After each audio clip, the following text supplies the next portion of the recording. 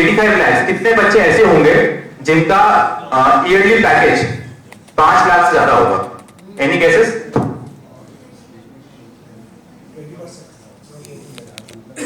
20%? No, हाँ, okay,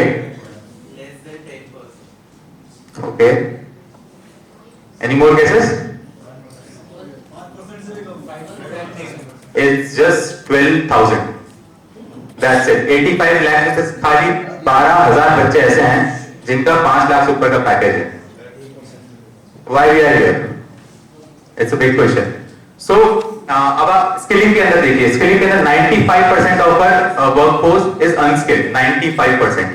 यानी हमारे पास आज के टाइम में अगर कल ही आप IIT IIM सब मिला लीजिए, उसके बाद भी लाइक कंपनीज को उनको रीस्किल करना पड़ता है. बच्चों को बोलते हैं कि आप जो आए हो सीख के आए हो सब भूल जाओ, हम आपको फिर से ट्रेनिंग देंगे. Right? So these things.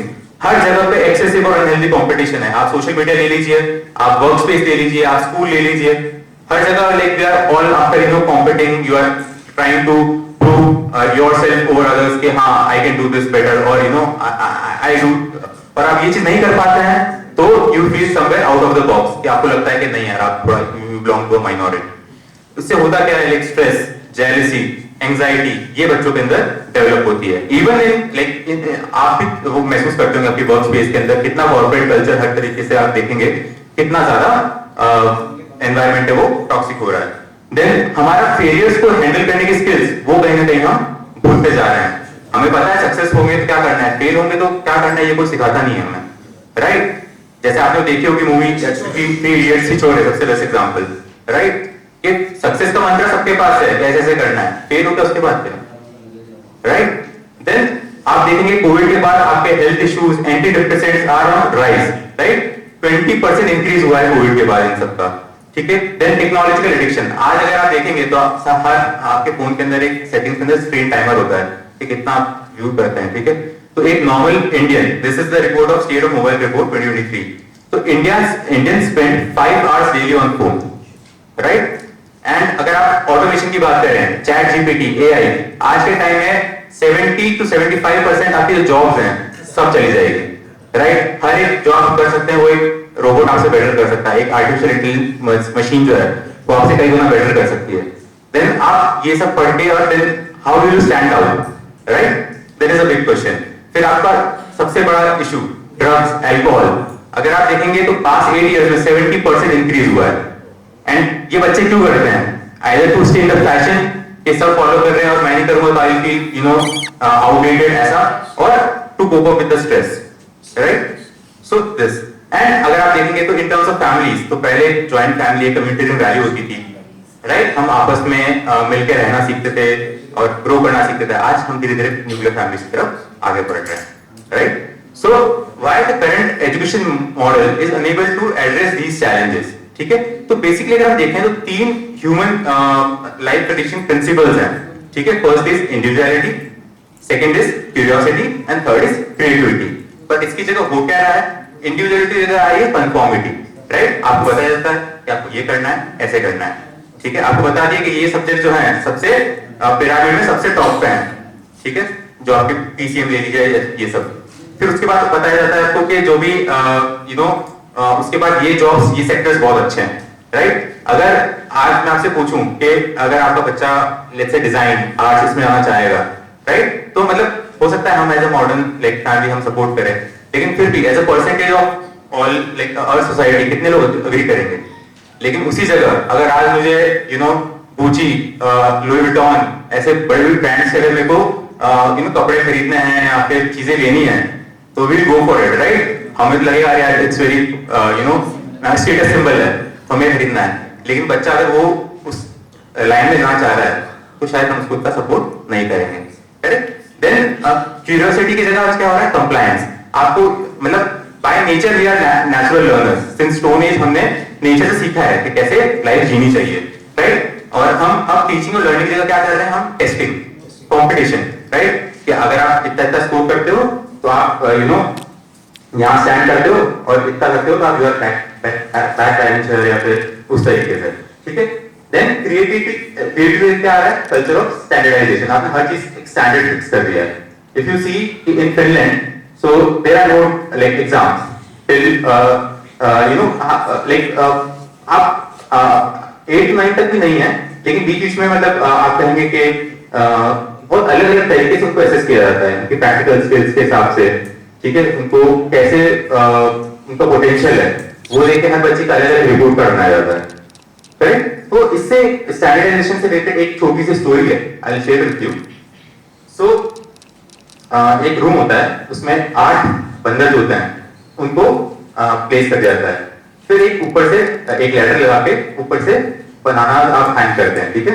And जैसे ही कोई बंदर अब ट्राई करेगा उस पर चढ़ने का to in order to reach to that banana, तो ऊपर से आइस वाटर का शावर होगा, करेक्ट। तो ये हुआ, तो पहली बार ये हुआ।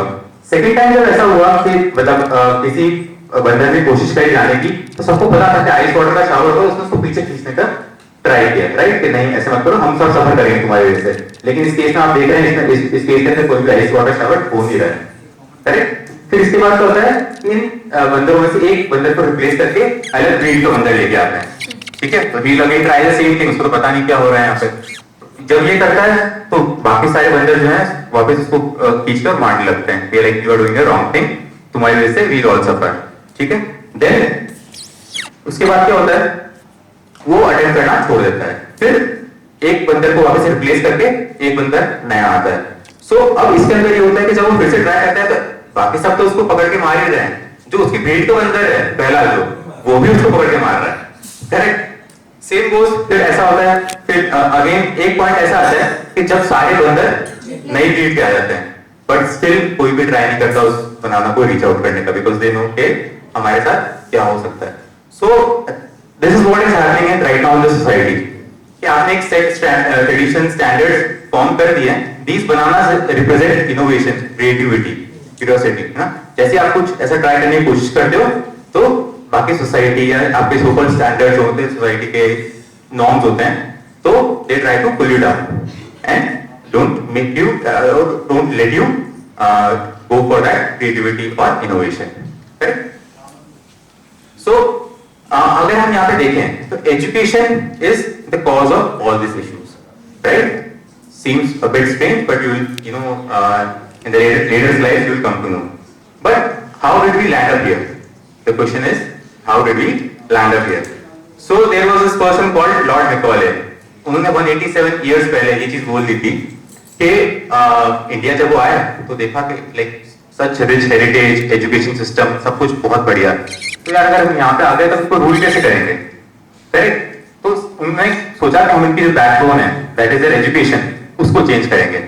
Lord Macaulay introduces like English education system, जो आज तक हम फॉलो कर रहे हैं, राइट। उन्होंने क्या किया, उन्होंने उस एजुकेशन सिस्टम को इतना स्टैंडर्डाइज और मैकेनाइज बना दिया कि because they wanted to rule, तो they wanted labours, linearity, conformity. अगर आपने कभी सोचा है कि मतलब इंडस्ट्रियल रेवोल्यूशन के बाद आज तो आप यहाँ पे राउंड टेबल उसमें बैठ रहे हैं, वहां पे बेंचेस यूज करते थे। अगर आज भी आप क्लासरूम देखोगे तो मैक्सिमम क्लासरूम कैसी होती है, लीनियर होती है, राइट, एक के पीछे एक सब बैठते हैं। कभी सोचा ऐसा क्यों? एग्जैक्टली, बिकॉज इंडस्ट्रियल रिवोल्यूशन यही डिमांड करता है आपसे, राइट, कि आप एक डिसिप्लिन में रहें, लीनियरिटी में रहें, सेम स्टैंडर्ड जो है फॉलो करें, राइट। तो आप कभी भी राउंड उसके अंदर आप नहीं आ पाते, बिकॉज राउंड टेबल पे आप आएंगे, दैट विल इन्वॉल्व डिस्कशन आप जैसे ही करोगे तो यू विल हाँ, आप जो चीजें शायद से खराब चल रही है उसके बारे में बात करोगे, डिस्कस करोगे, क्रिटिसाइज करोगे, तो लाइक दैट। सो उन्होंने ये चीज डिस्कवर करी, right, and it work pretty well. आज भी हम वो चीज फॉलो कर रहे हैं even without knowing it, correct. So is there a way to solve it? Of course. So through right education and knowledge, जैसे कि अभी हमारे लास्ट स्पीकर ने बोला सम्यक ज्ञान, दैट इज हियर, सम्यक ज्ञान। So that not education but right education. There is a difference between being literate and being educated, correct? So Macaulay's education और Indian education का हम एक छोटा सा कंपैरिजन करें, ठीक है, तो you will see here Macaulay का एजुकेशन जो था वो इंडिविजुअलिज्म और आइसोलेशन पे फोकस करता था, करेक्ट। इंसान को कैसे ग्रो करें, उसको कैसे आइसोलेट करें। बट इंडियन एजुकेशन क्या बात करता था? कोलैबोरेशन की। अगर हम आज अगर 2000 पहले जाते हैं, अगर हमारी गुरुकुल परंपरा में देखते हैं, तो अगर आप थोड़ा सा मैं इसको आज के टर्म्स में बता रहा हूँ। अगर टीचर स्टूडेंट रेशियो देखोगे तो कितना होता था, एक गुरु होता था और 5 से 10 शिष्य, बस इतने ही। ठीक है, क्या टेक्स्ट बुक्स होती थी? नहीं, राइट। क्या आपस में वो सब मिल बांट के सीखते थे? यस। ठीक है, और इतने बड़े बड़े ज्ञानी हमारे यहाँ से निकले हैं, तो क्या वो ऐसे सब टेक्स्ट बुक्स पढ़ के निकले हैं क्या?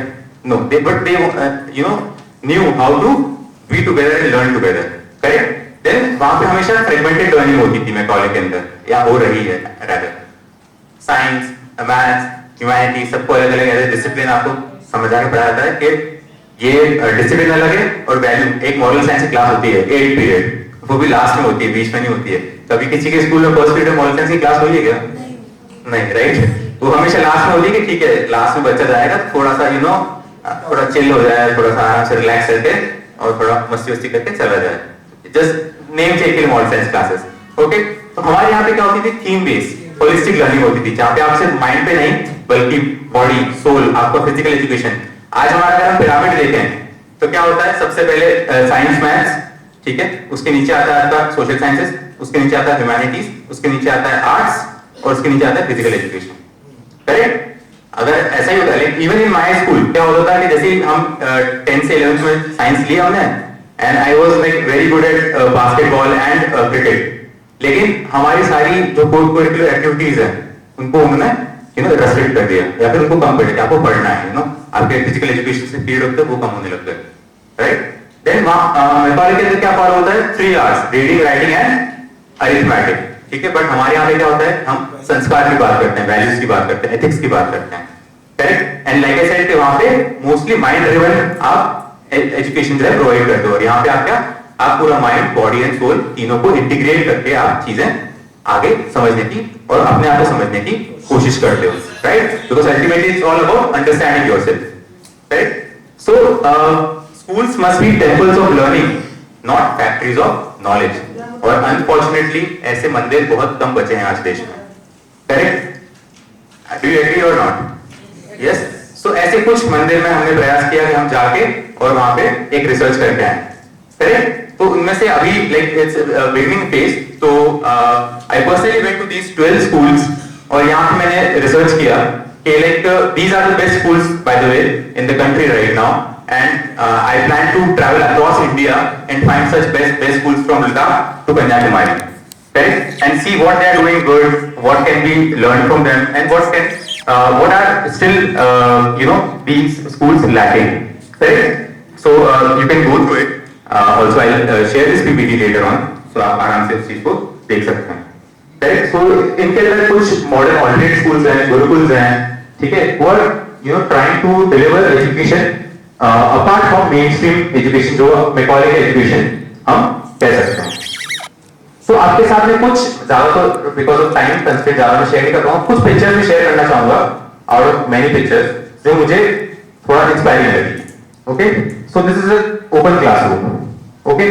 rather than sitting in a 4 दीवारी के अंदर हम हमारी पूरी नर्सरी से 12th तक हम क्लास निकाल देते हैं, ठीक है। सो this is the concept of open classroom, जहां पे कुछ क्लासेस दे एक क्लास होगी जहां पे आप पूरा एआई और सब कुछ एक टेक्नोलॉजी ड्रिवन क्लासरूम है, ठीक है। But on the other and next period में आप जा रहे हैं नेचर के साथ कनेक्ट हो रहे हैं, ठीक है। You are sitting in the open air, sitting on the ground, not even on benches, है ना, and trying to gain knowledge, ठीक है। Then this is the concept of नवग्रह।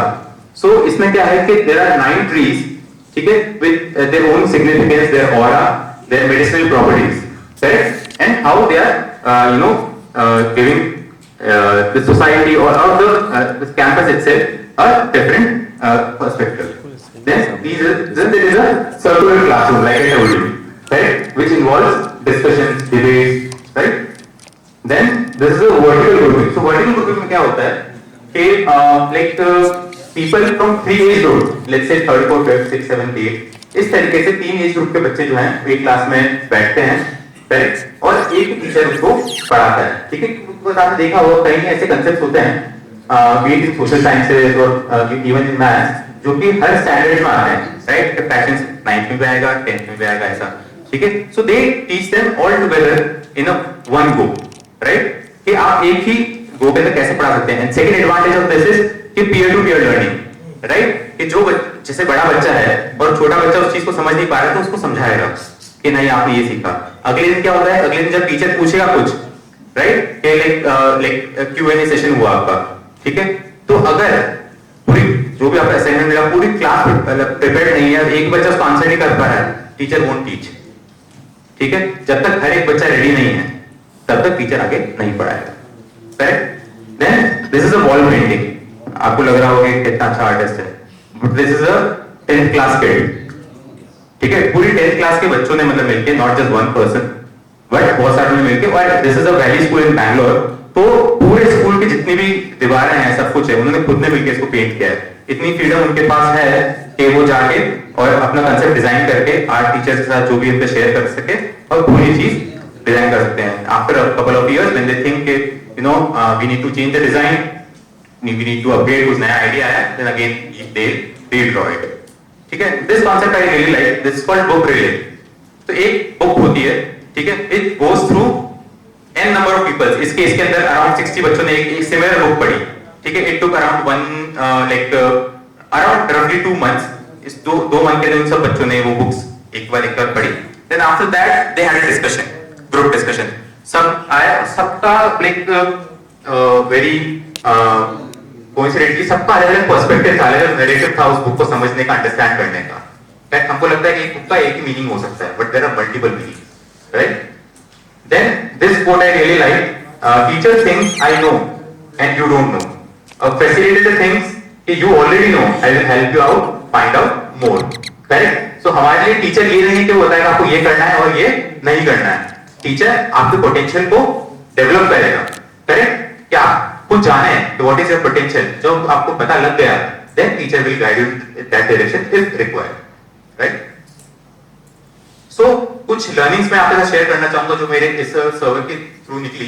कुछ पॉजिटिव्स थे, like there was freedom to you know explore oneself, ठीक है। एक छोटा सी एक मिक्स स्टोरी आपको बताऊंगा फ्रीडम के ऊपर कि once upon a time Rabindranath Tagore went to a school, right. जैसे स्कूल में गए तो a teacher was accompanying him, तो ही आस्क्ड हिम कि like there are kids playing there and here is a big mango tree, right, and a right mango tree, but it is intact, right. तो क्या आपके बच्चों को मतलब यहाँ पे कोई फ्रीडम नहीं है क्या?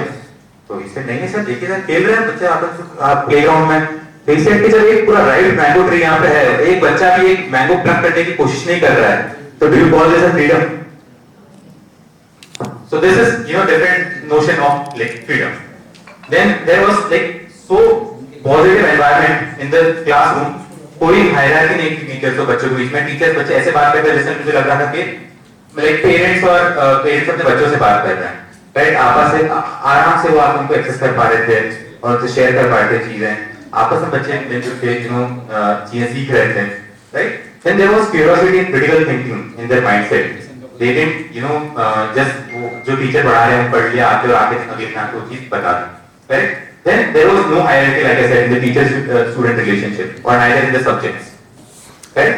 Then वहाँ पे like in most of the schools, 6th class तक कोई assessment ही नहीं था, कोई ranking नहीं थी, right? उनको एक उनका पूरा जो report card है वो एक अलग ही पैटर्न पे बना हुआ था कि उनका subjective analysis होता था कि किस तरीके से वो behave कर रहे हैं, किस तरीके से वो engage कर रहे हैं नेचर के साथ, टीचर के साथ, आपस में बच्चों के साथ। There were so many other parameters on which they were assessed, right? And then there was parents engagement. हमारे लिए parents engagement क्या होता है? Very good. Parent teacher meeting. That's it. उसके बाद क्या? But यहाँ पे क्या होता था कि parents वहाँ पे आके अलग अलग फंक्शन में पार्टिसिपेट कर रहे हैं। अगर मैं कोडिंग में बहुत अच्छा हूँ, तो the school will call me कि आप आइए और अपना एक स्पेशल सेशन लीजिए यहाँ पे। तो टीचर्स मतलब पेरेंट्स आके पढ़ा रहे थे वहाँ पे, वो आके पार्टिसिपेट कर रहे थे फंक्शंस में जहाँ पे टीचर और यू नो द पेरेंट और स्टूडेंट की टीम होगी और वो आपस में वहाँ पे फंक्शंस ऑर्गेनाइज कर रहे हैं, करेक्ट। अब कुछ चीजें फिर भी यहाँ पे शॉर्टकमिंग्स लगी कि teacher recruitment was a big issue, ठीक है। Retaining young teachers still was a big issue, ठीक है। Teacher development program was missing कि यू नो आप उसको कॉन्टिन्यूस टीचर डेवलपमेंट प्रोग्राम नहीं था, स्किल टीचर्स की थोड़ी कमी थी, ठीक है। Over dependence of particular figure था, जैसे सतगुरु हो गया या फिर कृष्णमूर्ति हो गया, एंड टेक्नोलॉजी से डिस्टेंट थे वो, ठीक है। बिकॉज वी नो कि we are in like age of AI, तो व्हाट वी वांट कि हम बच्चों को ये सिखाएं कि इस टेक्नोलॉजी का प्रो क्या है, कॉन्स क्या है, rather than उस बच्चे को बोले कि इस चीज को हाथ ही मत लगाओ, correct? And teachers were a bit underplayed. So here comes the idea of Siddham, जहां पे हम ये चीजें हम सबने एक्सप्लोर करके and we you know got an idea, okay, something new can be brought into the society. Okay, so what makes Siddham unique? Okay, so firstly यहाँ पे हम जो जैन इथोस हैं, वैल्यूज हैं, इंडियन कल्चर की जो कल्चर है, उसको हम जो हमारे करिकुलम है, हमारे डेली लिविंग है, उसके साथ हम कहीं ना कहीं इंटरज्वाइन करेंगे. ठीक है, हम सारी 21st सेंचुरी स्कूल्स हैं वो सब देंगे, राइट? बट उसके साथ साथ हम क्या सिखाएंगे बच्चे को? लाइक अहिंसा, ठीक है, आपका नॉन वायलेंस हो गया, देन ट्रुथ हो गया, देन आपका निकाह हो गया, एम्पैथी हो गया, कंपैशन हो गया, such values as well. But that not as a separate moral science class, but integrated into the curriculum itself. Then purpose of the education will be to lead a good and happy life, and not just worshipping knowledge or techniques or to gain good jobs, और वो automatically मिलेगी, right? अगर आपको हर एक skill, हर एक जो best practices है वो आप उनको दे रहे हो, तो why not? जॉब तो क्या मिलेगी, right? But अगर आज भी हम अगर even after earning crores and crores of rupees, still if we are anxious, unable to maintain social relations, और ये सब issues face हो रहे हैं, what is the real problem, right? Then how to handle stress, anxiety, like real world challenges, आप उनको कैसे face करेंगे, right? Then providing free, positive and enjoyable environment. Then also खुद के लिए नहीं बल्कि सोसाइटी, नेशन और वर्ल्ड एट लार्ज के लिए हम कैसे कंट्रीब्यूट कर सकते हैं, बिकॉज वी बिलीव इन वसुदेव कुटुंबकम, राइट? देन स्पेशल फीचर्स अगर हम एक जल्दी से इसको जिसमें देखें तो infrastructure wise we have like normal जो इंफ्रास्ट्रक्चर है, स्टेट ऑफ आर्ट टेक्नोलॉजी है, सब कुछ होगा, but still we have some additional features like language, audiovisual labs, humanities labs, ICT STEM labs, all these labs, natural classrooms, then पौधशाला, then meditation cells, herbarium, like okay, then sustainable and green campus, and workshop areas which will include all things, amphitheater, multiple halls, all the studios, right, dance, drama, theater and everything.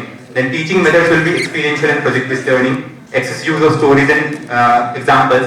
आज आप उस presentation को याद रहने लेकिन वो story जरूर याद रहेगी, correct? So bringing more such techniques, then different techniques, vertical grouping, learning from leaders. जो आपके लीडर्स हो सकते हैं वो आपके वॉचमैन भी हो सकता है और एक किसी कंपनी का सीईओ भी हो सकता है, राइट? तो you can learn from real and such leaders. Then personal development growth के अंदर बड़ी system, new sports which are much prevalent and low student teacher ratios. Okay, so I and this. Okay, and यहाँ पे we are promoting a kind of agriculture model of learning rather than industrial model of learning. अगर आप एक छोटी सी analogy दूं आपको, तो एक गार्डनर और एक कारपेंटर में क्या डिफरेंस है? गार्डनर जब अपना सीड शो करता है, ठीक है, तो एक अप्रोप्रिएट टेम्परेचर, पानी, मैन्योर ये सब देता है, ठीक है. उसके माइंड में ये होता है कि मुझे इस तरह का प्रोडक्ट चाहिए और ऐसा ही चाहिए, ठीक है.